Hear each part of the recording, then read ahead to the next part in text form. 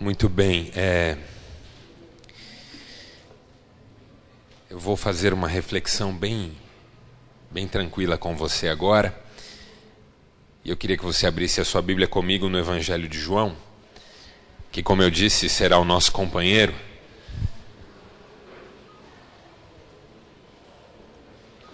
Capítulo de número 13.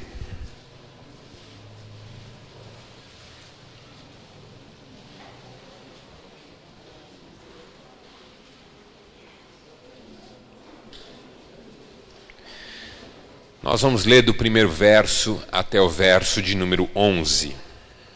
Um pouco antes da festa da Páscoa, sabendo Jesus que havia chegado o tempo em que deixaria este mundo e iria para o Pai, tendo amado os seus que estavam no mundo, amou-os até o fim. Estava sendo servido o jantar, e o diabo já havia induzido Judas Iscariotes, filho de Simão, a trair Jesus. Jesus sabia que o Pai havia colocado todas as coisas debaixo do seu poder e que viera de Deus e estava voltando para Deus. Assim, levantou-se da mesa, tirou sua capa e colocou uma toalha em volta da cintura. Depois disso, derramou água numa bacia e começou a lavar os pés dos seus discípulos, enxugando-os com a toalha que estava em sua cintura. Chegou-se a Simão Pedro, que lhe disse: Senhor, vais lavar os meus pés? Respondeu Jesus: Você não compreende agora o que estou fazendo a você. Mais tarde, porém, entenderá. Disse Pedro: Não, nunca lavarás os meus pés. Jesus respondeu: Se eu não os lavar, você não terá parte comigo. Respondeu Simão: Então, Senhor, não apenas os meus pés, mas também as minhas mãos e a minha cabeça. Respondeu Jesus: Quem já se banhou precisa apenas lavar os pés. Todo o seu corpo está limpo. Vocês estão limpos, mas nem todos. Pois ele sabia quem iria traí-lo e por isso disse que nem todos estavam limpos. Louvado seja Deus pela sua palavra. Dietrich Bonhoeffer, um teólogo alemão, e eu me refiro a ele como teólogo alemão porque fica estranho dizer pastor alemão.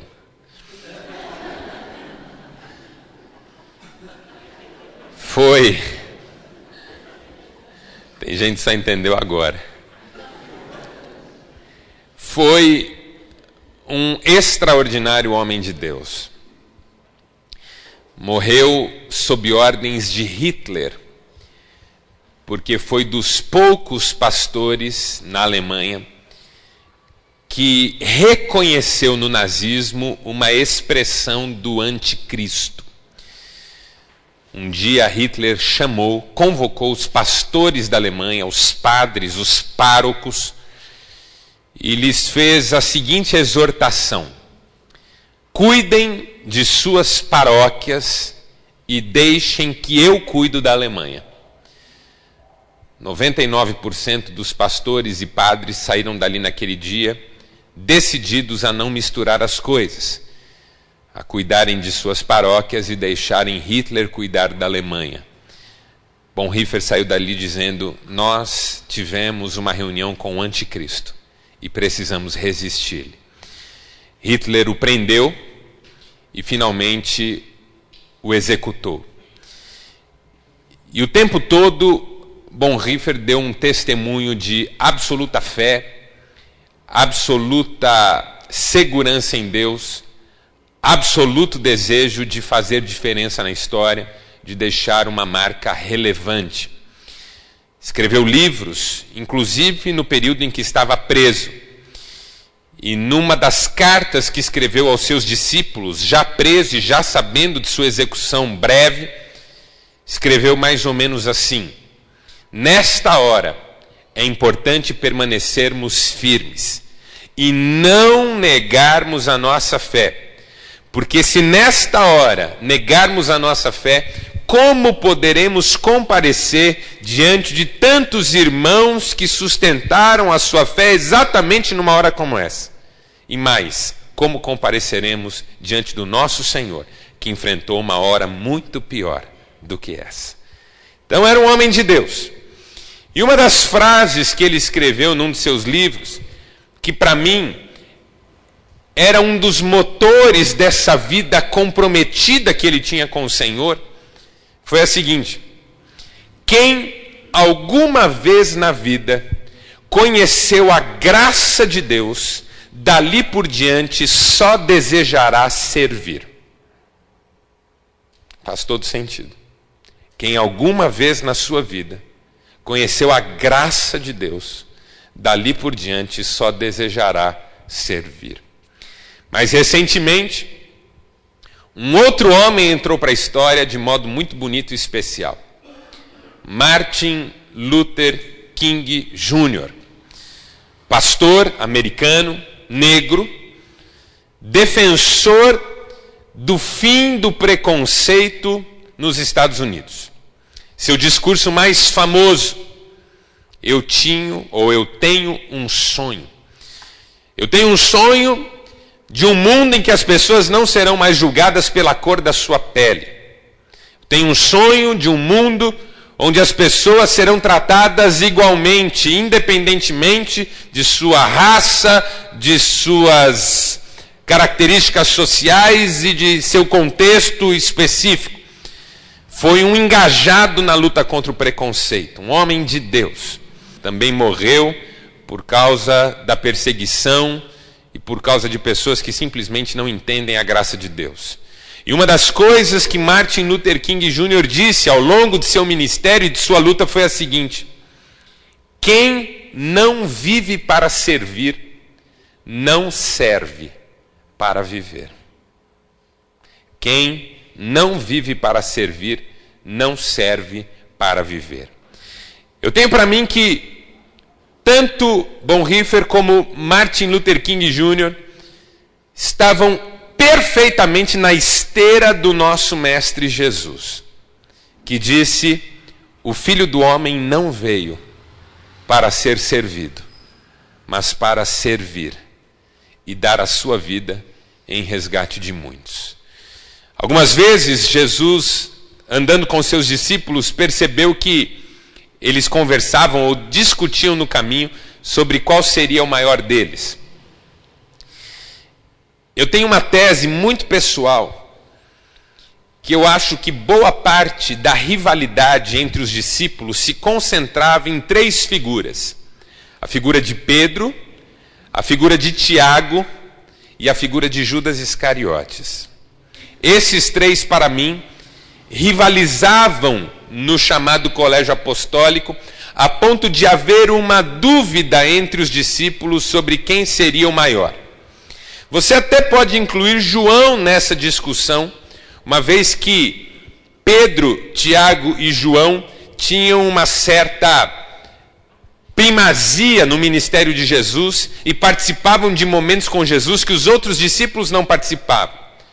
Ocorre que João não tinha uma postura arrogante, ensoberbecida, e não se colocava como alguém que se achava melhor que os outros. Pelo contrário, era um homem mais simples, singelo, capaz de seguir Jesus de longe, enquanto Jesus e Pedro andavam na frente, a ponto de Pedro se incomodar com isso: mestre, e ele? E Jesus disse: se eu quiser que ele fique até que eu venha, o que te importa? Então Pedro não era um homem de personalidade forte, ou João não era um homem de personalidade forte.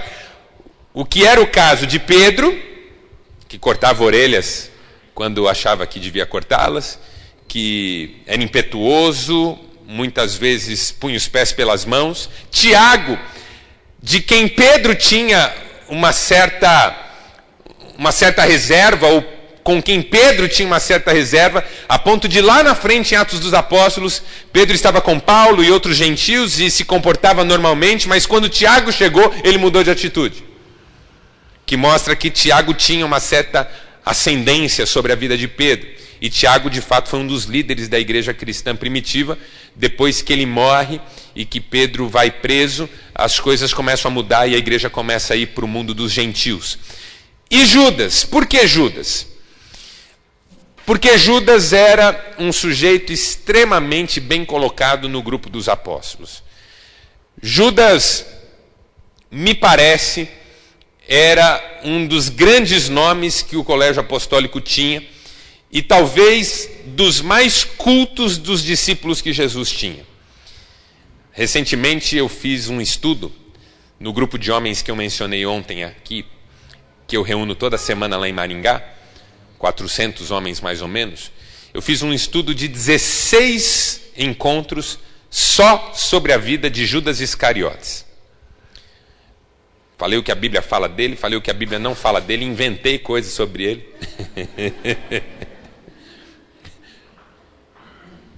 16 estudos. E esses estudos seguiam mais ou menos o seguinte raciocínio. Por que alguém que viu o que ele viu, ouviu o que ele ouviu, finalmente fez o que ele fez? Porque essa, me parece, é uma das perguntas mais sérias que você pode fazer diante do Novo Testamento. Judas estava lá quando Jesus multiplicou os pães. Judas estava lá quando Jesus andou sobre as águas. Judas estava lá quando Jesus ressuscitou Lázaro. Judas estava lá com os discípulos quando eles descobriram que até os demônios obedeciam às ordens que eles davam. Judas estava lá quando Jesus curou 10 leprosos. Judas estava lá. Judas viu tudo que Jesus fez. Judas ouviu tudo que Jesus falou. E finalmente Judas fez o que fez. Porque essa é a verdade mais constrangedora sobre nós. Nós podemos ser incuráveis, irreconciliáveis, se quisermos. Nós podemos ser intratáveis, intocáveis, se quisermos. Porque quem viu o que Judas viu e ouviu o que Judas ouviu, em tese não poderia fazer o que ele fez. Mas nós também somos assim. Já vimos tanto, já ouvimos tanto, e continuamos fazendo o que fazemos. Paulo elaborou essa crise com uma palavra muito difícil na Bíblia.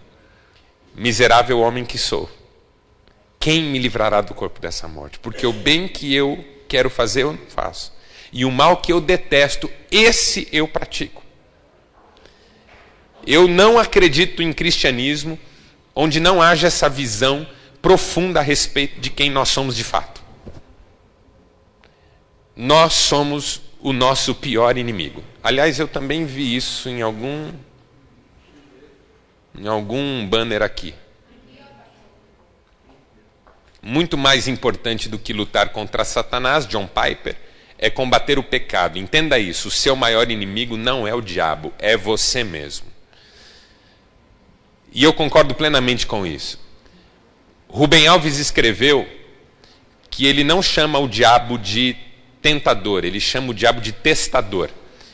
Porque o diabo testa a nossa qualidade como seres humanos. Ele é responsável pelo controle de qualidade da vida. E o Rubem Alves continua dizendo o seguinte: o diabo nunca põe em nós desejos, mas ele desperta em nós os desejos que já moram em nós. Ele é um insinuador. Ele olha para você e pergunta: por que é que você não faz isso se você está louco para fazer? Quando ele chegou para Eva, ele não foi buscar Eva lá no rio. Ele não foi buscar Eva lá na parte do pomar que dava laranja. Ele encontrou Eva estatelada na frente da árvore do conhecimento do bem e do mal, doida para pegar. E aí o que ele disse? Pegue. Está com vontade? Faça. Esses dias um membro da igreja perguntou para mim: pastor, como é que eu sei que é Deus falando? Como é que eu sei que sou eu falando? Como é que eu sei que é o diabo falando? Falou, ó, essa é uma das perguntas mais difíceis. Mas eu diria o seguinte: você sabe na hora que é o diabo falando, quando você gosta do que ouve. Geralmente o que Deus fala é muito chato. Você está doida com a pessoa, Deus fala assim, perdoe. O diabo fala assim, dá na cara dela. O diabo diz, seja você mesmo. Deus diz, negue-se a si mesmo. O diabo diz, está com vontade, faça. Deus diz, a minha vontade é melhor que a sua. O que Deus diz só me incomoda. O que o diabo diz só me anima. O que é que o diabo diz para Jesus na tentação? Está com fome? Coma. Fica aí que nem um bobo, passando fome à toa. Para quê?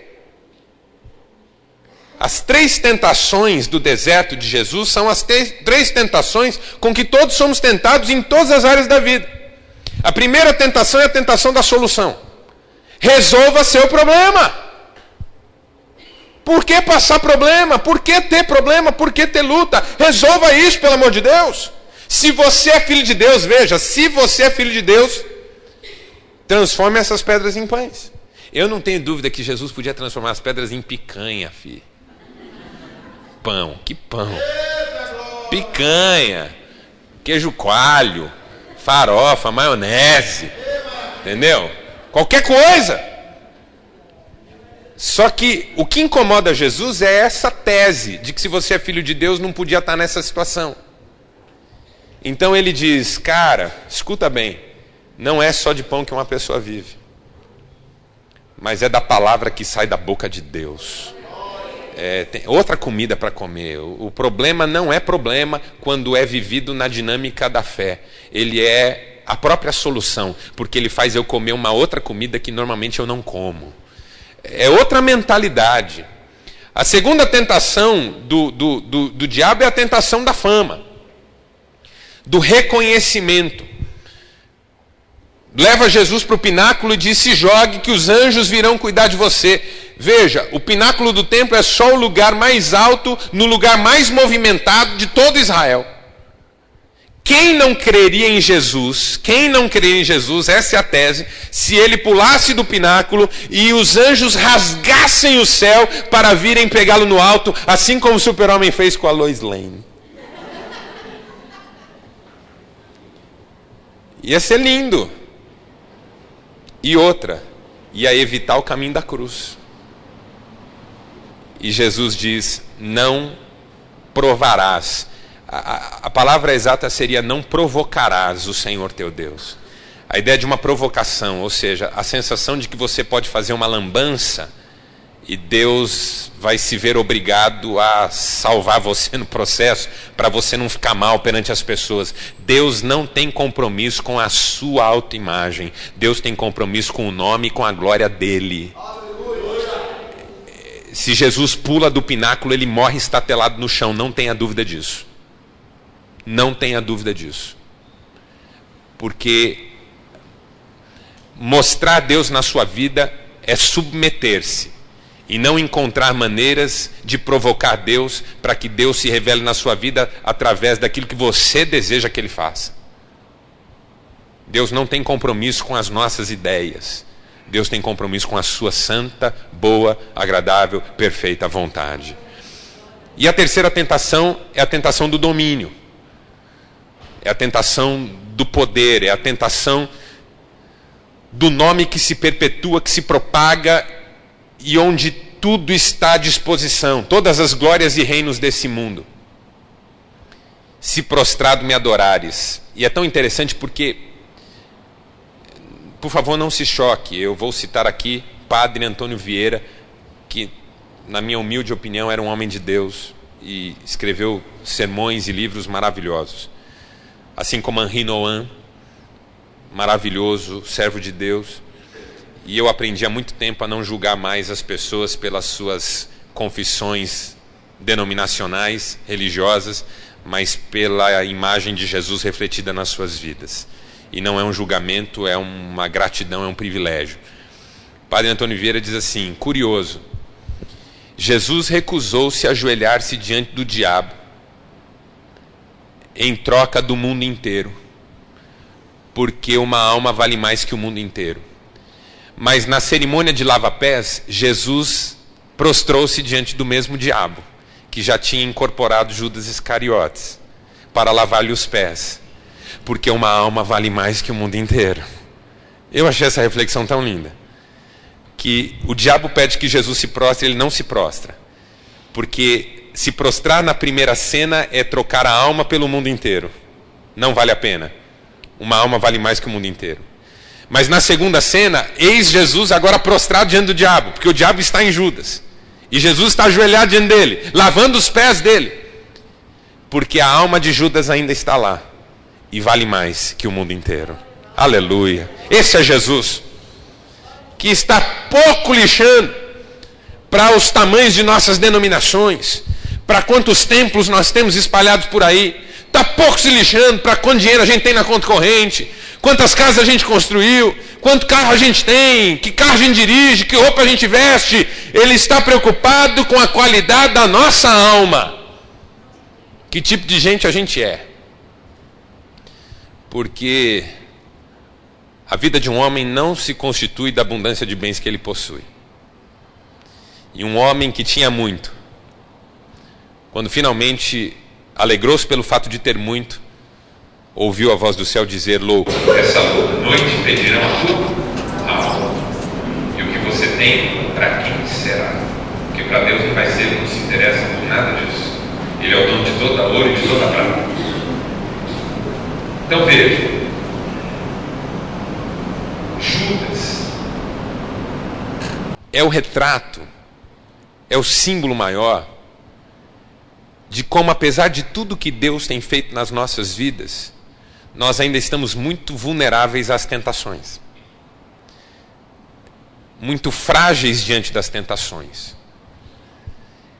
e o tempo todo buscando em cada tentação onde caímos a afirmação do nosso próprio eu. A tentação de solução, porque se eu sou filho de Deus eu não posso estar passando por isso. A tentação da fama, porque se eu sou filho de Deus, todo mundo tem que reconhecer a importância da minha vida. E a tentação do domínio, porque se eu sou filho de Deus, eu tenho que ter à disposição da minha vida tudo aquilo que eu acho importante e interessante para mim. E nada disso é verdadeiro, porque eu não sou Deus. Eu sou filho de Deus. E maior é Deus do que eu e do que tudo isso. E se eu não tiver isso claro na minha vida, essas tentações vão continuar me dominando até que finalmente me levem para longe. Porque essa foi a tese que eu defendi no estudo sobre Judas. Isso não aconteceu na vida de Judas do dia para a noite. Isso foi acontecendo. A cada experiência mal elaborada, a cada insinuação do diabo que ganhou lugar no coração. Por isso os discípulos estavam sempre conversando sobre quem seria o maior. Porque você tem um Judas que está doido para ser o maior. E ele é bom, ele é inteligente, ele é o tesoureiro do grupo, ele sabe matemática numa época difícil. Ele é de confiança, aparentemente. Você tem Pedro, que é impetuoso, é altivo, ele é capaz de repreender Jesus quando Jesus diz que vai para a cruz. Você tem Tiago, que põe medo até em Pedro, porque quando Tiago chega, Pedro murcha. E aí você tem os outros discípulos tentando entender quem que é maior no reino de Deus. E aí Jesus diz: sabe quem é o maior no reino de Deus? O maior no reino de Deus é o servo de todos. Esse é o maior no reino de Deus. O maior no reino de Deus é o que serve. Então veja, eu fiz aqui uma explanação mais ampla para dizer o seguinte: o serviço é uma das marcas do discípulo de Jesus. Porque o serviço é uma das marcas de Jesus. E o serviço é uma das prevenções que nós desenvolvemos contra as tentações. Porque contra a tentação de solução, serviço. Contra a tentação de fama, serviço. Contra a tentação de poder, serviço. Quem serve não tem tempo para ficar enamorado de si mesmo. Quem serve não tem tempo para ficar encantado consigo mesmo. Agora, não é fácil servir. E esse texto que nós lemos, ainda que rapidamente eu quero falar sobre isso, é um conjunto de reflexões sobre em que circunstâncias eu e você nos tornaremos capazes de servir. Primeira ideia que eu quero trabalhar com você a partir desse texto. Primeiro, servos precisam de uma consciência profunda de finitude. Compreenderam? Consciência profunda de finitude. O texto começa dizendo o seguinte: Jesus, sabendo que era chegada a sua hora, tendo amado os seus discípulos que estavam no mundo, amou-os até o fim. Brevidade de vida. As pessoas mais ensimesmadas que eu conheço são aquelas que menos compreendem a verdade sobre a finitude da vida. Gostam de pensar que estarão aqui para sempre. Veja, o ser humano gosta de imaginar que é eterno neste mundo, que é infinito aqui. O ser humano gosta de pensar nisso. Tanto é verdade, que nós aqui no Brasil, na nossa língua portuguesa, criamos uma figura de linguagem que ilustra bem essa nossa pretensão de vida eterna aqui. Vou dizer qual que é. Quando alguém fica sabendo que vai morrer, sabe o que a gente diz? Que essa pessoa foi desenganada. Não é assim que a gente fala? O sujeito veio me procurar no final de um culto um dia. Pastor, ore pela minha avó. Minha avó está no hospital internada, foi desenganada pelos médicos.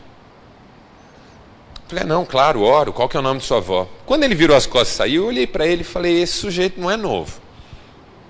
Ele já devia ter uns 50 anos.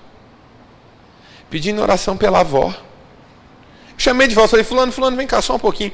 Desculpa a indiscrição, quantos anos sua avó tem? Ele falou, 96.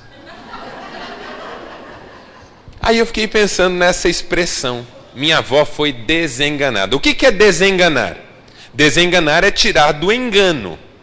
A pessoa estava enganada e alguém veio e a tirou do engano, a desenganou. Sobre o que essa senhora de 96 anos estava enganada?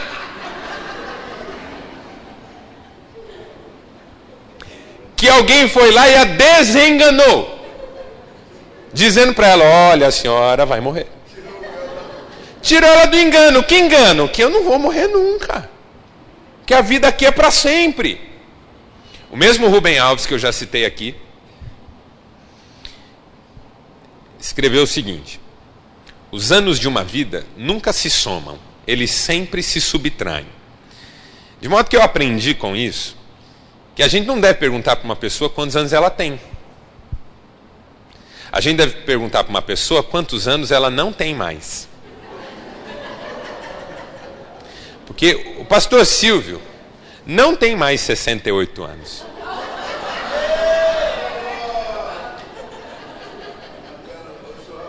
Hoje eu vou comer na sua casa, né, irmão? Ou eu ia comer na sua casa hoje. Eu vou fazer 40 anos agora em setembro. Estou com 39. 39 anos não é quantos anos eu tenho, é quantos anos eu já não tenho mais. Nenhum deles está mais à minha disposição. Nenhum dia deles. E o detalhe é que os anos que eu tenho, eu desconheço quantos sejam. Não é? Pode ser que eu não tenha nenhum ano completo mais pela frente. Pode ser. Pastor Silvio, eu, pastor Lúcio, pastor Barbosa, que eu conheci, os outros pastores. Quantos velórios já não fizemos de jovens de 35 anos, 20 anos, 25 anos? Esses dias enterrei uma moça de 38 anos, linda, marido lindo, filhas lindas, morreu de câncer na cabeça. 38 anos. Porque nós não sabemos quanto tempo nós temos. Pode ser que um dia eu volte aqui, embora é muito possível que eu nunca mais seja convidado. e alguns dos que estão aqui hoje não estejam mais. Essa é a verdade sobre a vida. Um dia eu falando sobre isso na minha igreja, uma irmãzinha falou: ai, pastor, não fala sobre morte não. Eu falei: irmã, procura outra igreja, por favor. A Bíblia fala sobre morte, não quer ser desenganada. A Bíblia fala sobre morte o tempo todo. Por quê? Porque a nossa vida não é aqui. O nosso mestre foi crucificado com 33 anos. Essa mentalidade do a vida é aqui e vai durar para sempre faz com que eu me acomode. Posso deixar tudo para amanhã. Minha vida se estende de forma irrelevante e infrutífera. Passo anos da minha vida trabalhando num projeto de aquisição. Vou morrer e vou deixar uma herança, se é que vou deixar, mas não vou deixar um legado. Você sabe a diferença entre legado e herança? Herança é aquilo que os filhos vão brigar na justiça se for dividido errado na cabeça deles. Legado é aquilo que vai fazer com que eles se abracem e digam: nós temos uma dívida com o nosso pai, uma dívida com a nossa mãe, de seguir o caminho que ele nos ensinou. Meu pai não deixou herança para nós, pelo contrário, quando ele morreu tinha umas dívidazinhas lá que nós descobrimos. Cartãozinho de crédito, meu pai gostava de umas 10 prestações que só por Deus. Ai, gostava de uma Casa Bahia assim, lá na Bahia. Tudo era cartãozinho, tudo mais. Ele morreu, tinha uma dívidazinha lá, os irmãos juntaram e pagaram. Não deixou nenhuma herança. Mas o legado, eu não trocaria nem pela herança do Bill Gates. Nos ensinou a sermos homens de Deus. Tem 3 filhos, 2 são pastores. O outro também é crente, embora dá trabalho para os 2 pastores. Nós 3 amamos a Deus por causa do testemunho do nosso pai. Legado, legado, legado. Os pais hoje não têm deixado legado, têm deixado, quando muito, alguma herança. E a herança vira confusão na vida dos filhos. Porque vivem a vida acumulando, buscando realização de projetos pessoais, como se fossem ficar nesse mundo para sempre. Eu tenho conhecido homens ricos com 80 anos que têm pavor da morte, porque eles querem ficar aqui, está tão bom aqui. Não estou desejando que você morra, ok? Até porque eu não te conheço. Se te conhecesse, talvez desejasse. Mas o que eu estou dizendo é, a morte para o cristão já foi uma coisa muito mais tranquila do que é hoje para nós. O apóstolo Paulo diria assim: para mim, o viver é Cristo e o morrer é lucro. Paulo, o que você pediria para Deus hoje? Para subir, para ir para lá. Eu só não vou porque aqui eu sou mais útil. Paulo diz isso. Para mim é muito mais interessante partir e estar com Cristo, mas por causa de vocês eu sinto que tenho que ficar. Então veja, quando a perspectiva da morte é real, a acomodação dá lugar ao desejo de servir. Porque se o tempo que eu tenho nesse mundo é curto, importa que ele seja profundo, pleno, abençoador, e deixe uma marca interessante na história, e quando eu comparecer diante do meu Deus, que eu tenha algo para lhe oferecer. O apóstolo Paulo diz: todos compareceremos diante do tribunal de Cristo, e a obra de cada um será provada no fogo. Só a perspectiva do fim gera um coração servidor. A perspectiva de continuidade gera um coração complacente, reticente, protelador. De domingo em domingo a gente é tomado pela mensagem de quinta em quinta, de terça em terça, de que é preciso trabalhar, mas eu vou chegar na terça que vem, na quinta que vem, na sexta que vem e não movi uma palha, porque a sensação é de que isso vai se estender infinitamente.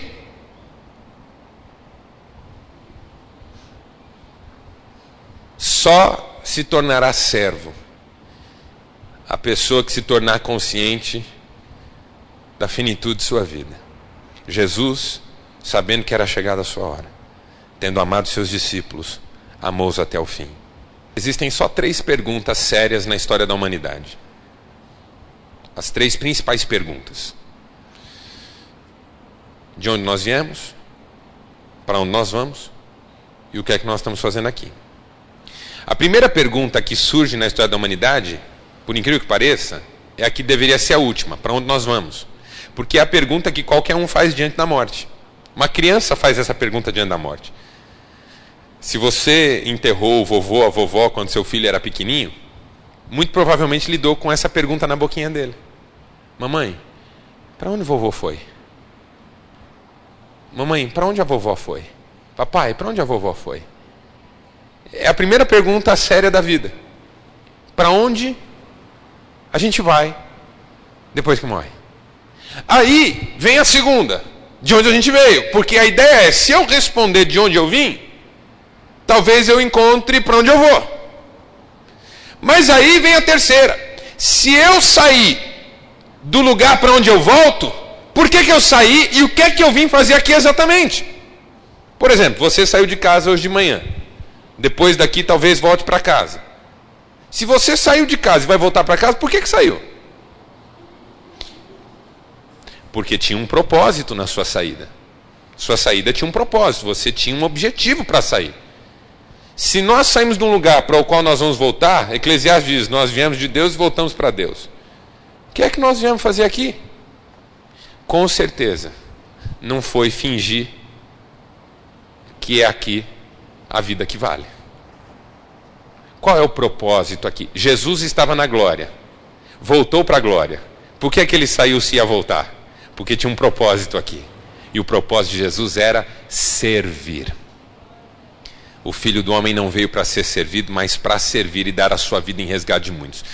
Você só vai ser um crente servidor, um servo, se entender que a sua vida é curta e que amanhã você pode não estar mais aqui.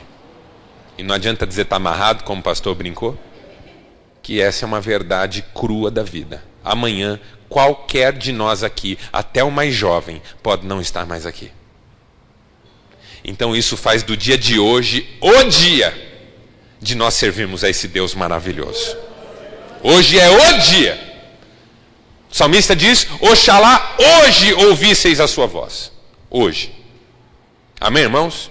Segunda coisa: nós só vamos servir se tivermos o desejo de uma comunhão sem crise. Primeiro, consciência de finitude da vida. Segundo, o desejo de uma comunhão sem crise. Jesus tem a consciência da finitude da vida. Jesus tem a consciência da finitude da vida. Segundo, Jesus tem a consciência de que a comunhão se dá em termos de serviço. Como que isso aparece no texto? Ele está lavando os pés dos discípulos. Quando ele chega em Pedro, Pedro não gosta da ideia. Pedro diz: vais lavar os meus pés. Por quê? Porque Pedro acha que aquilo não é papel de Jesus. Aquilo é papel de André, talvez. De Judas. Mas não de Jesus. Jesus é o mestre. Jesus é o Senhor. Jesus é o dono ali. Não pode ele se fantasiar de um escravo qualquer da casa e lavar os pés da gente. Está errado isso. Nós te seguimos porque o Senhor vai reinar, não porque o Senhor vai ficar lavando pé de gente. Os meus pés o Senhor não vai lavar. Eu não quero. Eu me recuso a aceitar essa imagem de um Deus ridículo, de um Deus apequenado, de um Deus serviente. Eu me recuso a aceitar isso. Eu quero um Deus poderoso, eu quero um Deus forte, eu quero um Deus que vai acabar com o Império Romano, eu quero um Deus que vai acabar com os fariseus e escribas, eu quero um Deus que vai fazer milagre, eu quero aquele da multiplicação dos pães, eu não quero esse do lava-pés. Os meus pés o Senhor não vai lavar não, me recuso a deixar o Senhor lavar meu pé. Aí a resposta de Jesus é uma coisa espetacular. Jesus diz assim: Pedro, se eu não lavar os teus pés, você não tem parte comigo. Aí Pedro, que era bipolar: então lava tudo agora, me dá um banho completo. Calma lá, Pedro, nem 8 nem 80, camarada. Segura tua onda aí. Quem já tomou banho não precisa tomar banho de novo. Só lavar o pé já é suficiente. Vou dar banho em ninguém, não. Tire o seu cavalinho da chuva. Veste essa roupa agora.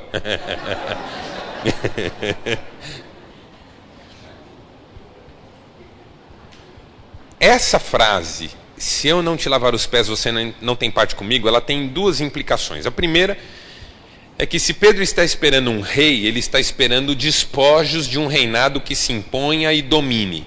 E ele está esperando que ele participe desses despojos. Então, se eu não te lavar os pés, você não tem parte comigo, você não participa dos despojos, você não reina também.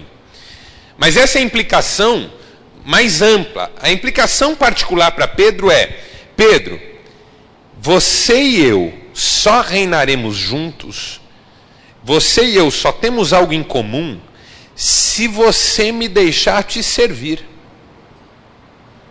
A base do nosso relacionamento não é o fato de que a gente se gosta. A base do nosso relacionamento não é o fato de que a gente está junto faz tempo. A base do nosso relacionamento não é que a gente faz coisas lindas lá fora. A base do nosso relacionamento é que eu posso servir você. E isso revolucionaria todos os nossos relacionamentos hoje. Porque a base dos nossos relacionamentos, em absoluta maioria dos casos, é afetiva. Ah, eu sou amigo do fulano. Por que você é amigo do fulano? Porque eu gosto dele, ele é gente boa. Conversa boa, é gostoso estar perto dele. Sou amigo de fulano. Por que você é amigo de fulano? Eu sou amigo de fulano porque os nossos pais se conhecem desde que a gente era criança e a gente foi criado no mesmo ambiente. Sou amigo de fulano. Sou amigo de fulano. Por que você é amigo de fulano? Eu sou amigo de fulano porque o fulano cresceu muito nos últimos anos, está rico. E eu não tinha amigo rico, agora eu tenho. Então eu não posso abandonar a amizade do fulano. Eu sou amigo do fulano. Por que você é amigo do fulano? Porque a gente é da mesma igreja e a gente está no mesmo ministério. E é legal porque ele me respeita, eu respeito ele. Se você perguntasse para Jesus, por que você é amigo de Pedro? Jesus diria, porque ele me deixa lavar os pés dele. É isso mesmo que você ouviu. Jesus é seu amigo à medida em que ele sente que pode abençoar você.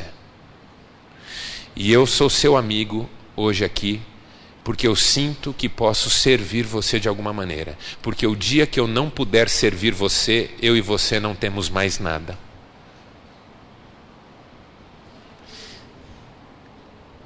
Por que você é amigo de fulano? Porque eu conheço fulano há muitos anos. Por que você deixou de ser amigo do fulano? Porque o fulano não me convidou para o casamento da filha dele. Porque o fulano passou por mim na igreja e não me cumprimentou. Por que você deixou de ser amigo do fulano? Porque o fulano, quando eu mais precisei, ele não me ajudou. Por que você deixou de ser amigo do fulano? Deixei de ser amigo do fulano porque fulano fez uma amizade com uma pessoa que ele sabe que não é minha amiga, que eu não gosto, que fez mal para mim lá no passado. Então, a nossa base de relacionamento é: eu sou amigo de alguém porque essa pessoa de alguma maneira me ajuda, me abençoa, e eu deixo de ser amigo de alguém quando eu percebo que ela deixa de fazer por mim o que eu acho que ela devia fazer. A mentalidade de Jesus é o contrário. Eu sou amigo de alguém porque eu posso ser bênção na vida dele, e isso vai fazer com que eu só deixe de ser amigo de alguém se essa pessoa não quiser mais que eu lhe seja útil. É outra lógica. De modo que eu sou teu amigo porque você me deixa lavar os seus pés. Se você vai me convidar para o casamento da sua filha ou não, não é problema meu. Eu sou seu amigo porque você me deixa orar pela sua vida. Se você vai me convidar para o seu aniversário, não é problema meu. Eu sou teu amigo porque você me deixa ler um versículo da Bíblia com você. Agora, se você vai me cumprimentar quando me vê na rua, não é problema meu. Eu sou teu amigo porque você me deixa abrir a porta para você passar. Agora, se você vai agradecer porque eu fiz isso, não é problema meu. Eu sou teu amigo porque Deus me pôs na tua vida para te servir. Se essa lógica não entrar, nós não temos amigo em Cristo, nós só temos conhecidos que nós usamos. Por que a gente perde amigo? Porque no fundo era uma troca que estava em jogo. Enquanto você faz bem para mim, eu faço bem para você, a gente vai equilibrando as coisas. Você não pode fazer mais bem para mim do que eu para você, senão você vai ficar chateado comigo. Nem eu posso fazer mais bem para você do que você para mim, senão eu vou ficar chateado. A noção de ter comunhão para Jesus é outra. Então eu tenho comunhão com quem eu nem conheço, porque até quem eu não conheço eu posso estender a mão e servir. Eu tenho comunhão com gente que eu nunca vi, porque eu posso me dobrar em joelhos, em oração, em casa e dizer: Senhor, abraça agora o que está ferido. Senhor, abençoa o missionário que está num lugar onde ele está sendo perseguido. Senhor, me dá coragem para dar minha oferta para a obra social que a minha igreja faz e abençoa as pessoas que ela atende. E eu estou me fazendo amigo de tanta gente, porque são pessoas a quem eu posso servir. E não há comunhão onde não há serviço. Onde não há serviço, não há comunhão. Você já falou de alguém que essa pessoa é pegajosa? Já conheceu gente pegajosa? Onde não há serviço, o que há é gente pegajosa colada em gente igualmente pegajosa. Porque às vezes a gente fica aqui os dois coladinhos um no outro, sabe assim? Falando mal de outra pessoa. Você viu fulano? É, eu vi fulano. Eu não esperava, eu também não.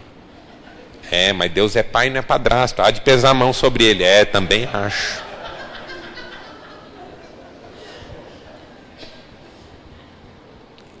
Essa simbiose de desgraça. Pecado que vai passando por osmose. Gente, isso não é comunhão cristã. Comunhão cristã é: irmão, vem cá, deixa eu abençoar você de algum modo. Está aqui, ó, eu senti de Deus te dar uma oferta, estou aqui, ó. Eu senti de Deus fazer uma oração com você, vem cá. Eu senti de Deus de chamar você para comer lá em casa. Por isso que Jesus diz: quando você for convidar alguém para a sua casa, convide quem não pode convidar você para ir de novo. Isso é comunhão, porque mostra que eu não tenho interesse escondido, eu não tenho agenda secreta. É um desejo puro de servir. Não quer dizer que você não vai convidar quem pode dar o jantar em troca. Quer dizer que se não der, não tem o menor problema. Estou cansado de ver a amizade na igreja desmoronar porque um fez um negócio e não chamou. Ô irmão, vai para macumba. Pelo menos lá o jogo é limpo. Aqui não, aqui fica essa coisa de não, nós nos amamos em Cristo. Não amamos nada. O sujeito não me chamou para um negócio lá, eu quero ver o sujeito pelas costas. Está errado. A minha comunhão com você é o meu direito de te servir. E esse direito é meu, ninguém me toma. Meu direito de ser teu servo. É o que Jesus está dizendo para Pedro. Pedro, se eu não te lavo, eu e você não temos nada. Nada, Pedro, entendeu? Se eu não te lavo, você não tem parte comigo. Pronto e acabou. Por isso o maior no reino de Deus é o servo de todos. É o amigo de todos. Quem é o amigo de todos? É o servo de todos. É o servo de todos. E para terminar, 2 minutos. A última dica de serviço que esse texto nos oferece é a absoluta segurança do amor de Deus. Jesus sabia que o Pai havia colocado debaixo dos seus pés todas as coisas, e que vinha de Deus e voltava para Deus. Não há combustível melhor para o serviço cristão do que a experiência profunda do amor do Pai. Por isso, eu comecei essa mensagem com a frase do Bonhoeffer: quem alguma vez já conheceu a graça de Deus, dali por diante só desejará servir. A melhor definição de graça que eu conheço é do Philip Yancey, no livro Maravilhosa Graça, onde ele diz o seguinte: graça significa que não há nada que nós possamos fazer para Deus nos amar mais, como também não há nada que nós possamos fazer para Deus nos amar menos. Linda. Graça significa isso, que não há nada que você possa fazer para Deus te amar mais, e não há nada que você possa fazer, por mais que se esforce, para Deus te amar menos. Deus ama você e pronto, com amor completo, pleno, inteiro. Você é amado de Deus, e a pessoa amada de Deus sente-se segura, porque Deus não ama o que ele pensa existir, Deus ama o que existe de fato. Deus não ama quem você faz parecer ser, Deus ama quem você é. Veja, nenhum de vocês aqui sabe quem eu sou de fato. Os irmãos estão me ouvindo porque confiam no pastor Silvio, que me cedeu esse púlpito, mas ele também não sabe quem eu sou. Tem alguma ideia por causa de algumas experiências anteriores. Nem a minha mulher sabe o mundo que existe dentro de mim, mesmo que eu tente contar para ela. Não dá. Cada um de nós é um mundo dentro de si mesmo. Nós temos os nossos medos, nós temos os nossos traumas, nós temos os nossos preconceitos, sobre os quais às vezes a gente nem fala, porque sabe que é errado falar de preconceito, mas a gente tem. Nós temos os nossos ódios, nós temos as nossas ganâncias, nós temos as nossas impurezas. Ao longo do tempo, a gente vai aprendendo que algumas coisas chocam mais do que outras. É mais chocante para as pessoas de fora um assassinato do que uma mentira. É mais chocante um adultério do que o egoísmo. Embora para Deus não haja diferença. O apóstolo Tiago escreveu assim: quem cai num mandamento é réu de todos, porque o mesmo que proibiu uma coisa, proibiu a outra. Quem peca não peca contra a ordem, quem peca, peca contra o Deus que deu a ordem. De modo que todo pecado é igual. As diferenças são entre nós. Então o que eu vou fazendo? Eu vou me cercando para não praticar aquilo que é mais chocante e tentando esconder a prática daquilo que é menos chocante, porque eu quero passar uma imagem de que sou uma pessoa ideal. Quem faz uma reflexão sobre isso muito interessante, eu não vou entrar nela porque ela é um pouco complexa, mas é Blaise Pascal, no livro Pensamentos. Ele diz: o problema do amor próprio é esse, que eu quero me amar, mas não posso negar o fato de que sou cheio de defeitos. Então eu crio uma imagem de mim para o outro amar. E se ele amar, eu me sinto amado, apesar de não conseguir me amar desse jeito, porque sou cheio de defeitos. Entendeu alguma coisa? Tem problema. Não é sobre isso, mas esse é o drama do amor próprio. O drama do amor próprio é que eu sei quem eu sou, mas eu faço um esforço profundo para ninguém mais saber. Ah, pastor, não, eu sou verdadeiro, sou sincero e humilde também, viu? Parabéns. O sujeito chegou num pastor que eu conhecia há muitos anos e falou assim: pastor, quero compartilhar uma bênção. O que foi, irmão? Hoje completa 30 anos que eu não peco. Deve ser um recorde mundial, eu não sei, mas deve ser Guinness. Aí o pastor, muito sábio, olhou para ele e falou assim: e o irmão deve estar muito orgulhoso disso, né? Ou seja, acabou com o recorde mundial. Se há uma coisa no cristão, é que o cristão sabe quem ele é. É Paulo dizendo: miserável homem que sou. É o bem que eu quero, eu não consigo, e o mal que eu detesto, eu pratico. Eu sei quem eu sou. Agora, quando a questão é Deus, o problema é esse: Deus também sabe. Deus não sabe o que eu mostro para você aqui hoje. Deus sabe o que eu não mostro para ninguém. E isso é constrangedor, porque Deus conhece o pensamento. Deus conhece o pensamento. Hernandes Dias Lopes fez uma reflexão esses dias atrás dizendo o seguinte: uma pessoa pode ter 5.000 pensamentos por dia, porque a mente é muito rápida. Imagine que você seja uma pessoa que nunca peque. Você é uma pessoa que desenvolveu um estilo de vida quase que perfeito. Você quase nunca peca. Você peca numa média de 3 vezes por dia em pensamento. Você tem 5.000 pensamentos, só 3 são condenáveis diante do Senhor. Não é legal isso? Nem em atitudes, nem em omissões você não peca. Só em pensamento, 3 só. De 5.000, 3 você peca. Mas aí 3 por dia significa que no final de um mês já são 90. No final de um ano, já são mais de 1.000. No final de 30 anos, já são 30 e tantos mil. Imagine uma pessoa que vai ser julgada por 30 e poucos mil crimes. Ela tem alguma chance de ser absolvida?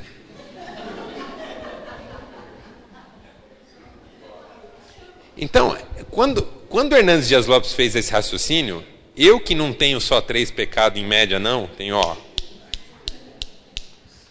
fiz uma conta mental aqui, cheguei em 2 bilhões, alguma coisa. Jesus amado, a brincadeira é para dizer o seguinte: o melhor de nós é um bandido diante de Deus. O melhor de nós é um bandido diante de Deus.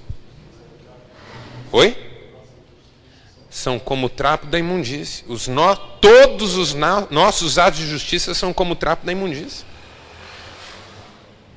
Então é o seguinte: eu tenho todas as razões para ser esquecido, desprezado, condenado, punido, aniquilado por Deus. Porque eu sei quem eu sou e Deus sabe quem eu sou. Mas aí vem o Evangelho, o genuíno Evangelho, que diz: tudo bem, tudo isso é verdade, mas é importante que você saiba que Deus ama você. E esses milhares, milhões de pecados na sua vida, Cristo levou sobre ele na cruz. De modo que você pode ser perdoado agora, por Deus. Aleluia. Deus ama você. Deus ama você. Deus ama você. Quando você aprende isso, quando você vê Cristo como a prova inequívoca do amor de Deus por você. Paulo diz isso em Romanos 5,8. Deus prova o seu amor para conosco, pelo fato de ter Cristo morrido por nós, sendo nós ainda pecadores. Quando você enxerga Cristo como prova inequívoca do amor de Deus por você, você descobre a segurança que você tem no Senhor. A segurança de ser quem você é. De viver, apesar de tudo, na presença de Deus. De orar a cada queda, porque Deus não olha o que você fez, Deus olha para o sangue derramado sobre você. E você segue em frente. E aí você consegue servir o seu irmão. Porque aí você não precisa mais que ele ame a imagem que você está tentando construir. Você está de bem com o amor de Deus. Quem está de bem com o amor de Deus não precisa ser amado por quem quer que seja. Então serve sem esperar nada em troca. Só isso. Por que eu sirvo você? Porque eu sou tão amado por Deus. Eu tenho consciência que minha vida é curta, eu não posso deixá-la passar assim impunemente. Eu tenho consciência que a gente não tem nada se não tiver serviço, porque o resto é só conversa mole. E eu tenho consciência do quanto eu sou amado pelo Senhor. E isso é um combustível que me move. Isso é um combustível que me move. Por isso Jesus diz: vocês me chamam mestre e senhor, e eu sou. Mas sendo mestre e senhor, eu não tenho nenhuma dificuldade em tirar a roupa de mestre e senhor e pôr a toalha de um escravo. Porque eu estou seguro no amor de Deus. Deus abençoe.